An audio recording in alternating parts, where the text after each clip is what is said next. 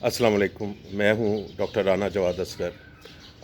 ईद उल अज़हा की आमद है और उसके साथ कोरोना के केसेस में तेज़ी के साथ इजाफ़ा हो रहा है और ये पिछले चंद हफ़्तों के अंदर केसेस 40-50 से आज तकरीबन 800-900 के करीब आ चुके हैं। और अगर हम देखें कि कितने कम केसेस रिपोर्ट हो रहे हैं तो सही मानों में केसेस की तादाद शायद हज़ारों में हो। अब सवाल ये है कि हमने अपने आप को कैसे बचाना है और इससे हम कैसे महफूज रहें और ईद की खुशियाँ भी हम अपनी दोबाला कर सकें।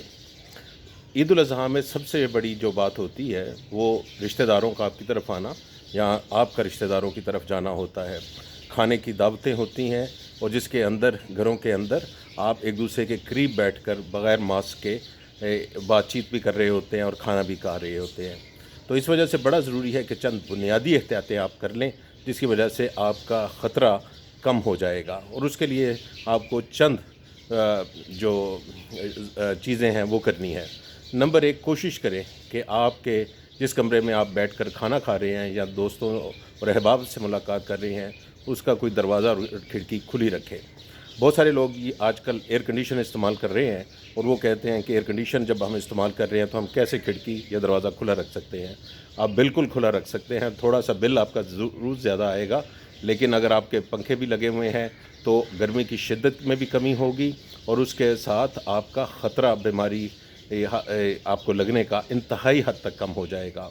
जहाँ पे आप किसी ऐसे बंद कमरे में चले जाएं किसी अज़ीज़ की तरफ, दोस्त की तरफ, जिसमें खिड़की भी नहीं खुली और आप खुलवा भी नहीं सकते, दरवाज़ा भी नहीं खोल सकते, तो बस इतनी एहतियात करें कि फिर आप मास्क पहन लीजिए। मास्क जो है वो N95 वाला बेहतर प्रोटेक्ट करता है। जो सर्जिकल मास्क हैं, आम मास्क, उनका फ़ायदा तभी होता है जब हर शख्स ने वो मास्क पहना हो। इसके अलावा अगर आप सफ़र कर रहे हैं बसों के अंदर, ट्रेनों के अंदर, तो कोशिश करिए ऐसी बसों और ट्रेनों का इंतखाब करें जिसकी खिड़कियाँ खुली रह सकें। अदरवाइज़ आपको मास्क का इस्तेमाल वहाँ करना चाहिए। ये जो BA.5 है, जो वायरस ये इस वक्त फैला रहा है, इंतहाई ख़तरनाक वायरस है। इसने पूरी दुनिया में बड़ी तेज़ी के साथ केसों का नंबर बढ़ाया है, जबकि लोगों को वैक्सीन भी लगी हुई थी और लोगों को पहले कोरोना हो भी चुका हुआ था। तो ये चीज़ें अब इस बात की गारंटी आपको नहीं देती कि आपको फिर कोरोना नहीं होगा। वैक्सीनेशन और बूस्टर इंतहाई ज़रूरी है कि वो अभी भी आपको सीरियस बीमारी से बचाते हैं।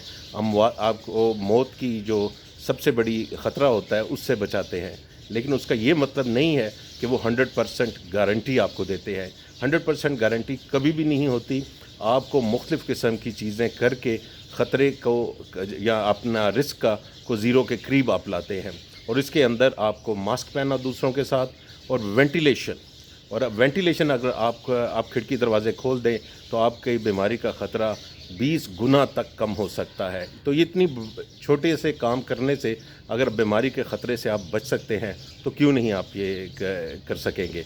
उम्मीद है कि आपकी ईद अच्छी खैरियत से गुजरेगी और आप कोरोना से बचे रहेंगे। खुदा हाफ़िज़।